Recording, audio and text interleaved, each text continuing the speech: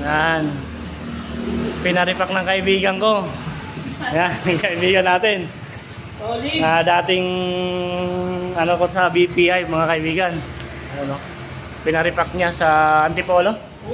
Pinaripak niya sa Antipolo lalong nagtagas, lalong pumutok.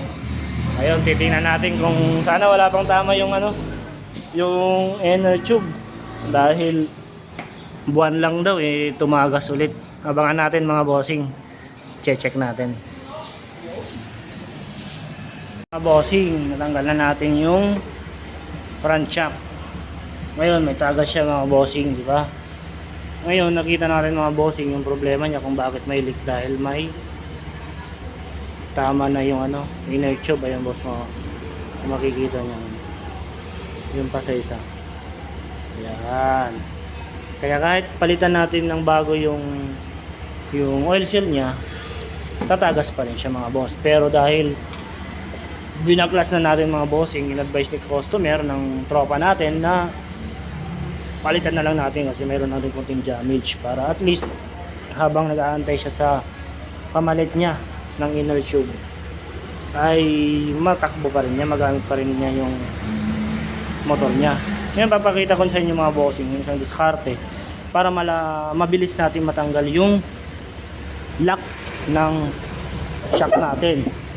Ayan, pakita natin, tatanggalin natin yung shock. Palagay natin wala kayo nito, gagawin nyo, tatalian nyo lang ng tie wire dito, tapos nakatali yung tie wire, gaganon nyo yung flat screw nyo, tapos itutulak nyo pataas. Yan, sasakalin nyo to inner tube at sasakalin nyo to para naka number 8 yung yung wire para itulak nyo. Ngayon pag naidiin nyo na, yan, higpitan natin mga bossing.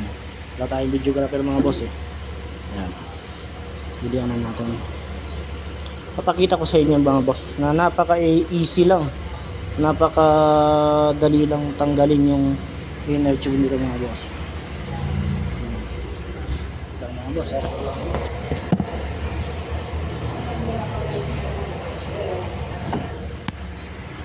ayan mga boss.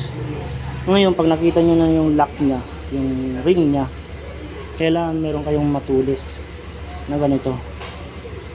Ayan, susundutin nyo. Yung susundutin nyo mga bossing dito ay yung bandang gitna.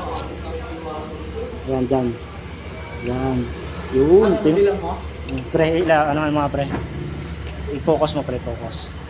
Ayan mga bossing, para hindi kayo mahirapan pagtanggal nito mga boss, hindi nyo dito sa pagdugtungan nyo tatanggalin, kundi dito sa bandang gitna. Tutusukin nyo lang mga boss ganito. Ayan.